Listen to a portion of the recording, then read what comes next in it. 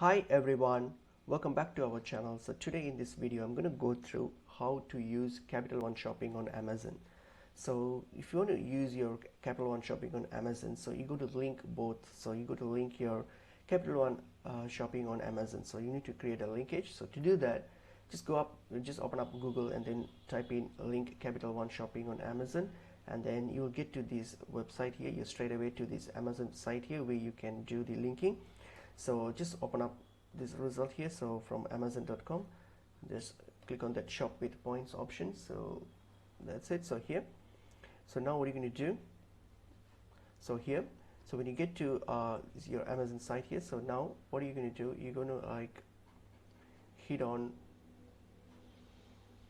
so when you get to this shop with points, so this page here, so hit on link your rewards. So what's going to happen is you go to link your card, enroll your card, so your Capital One shop point cards.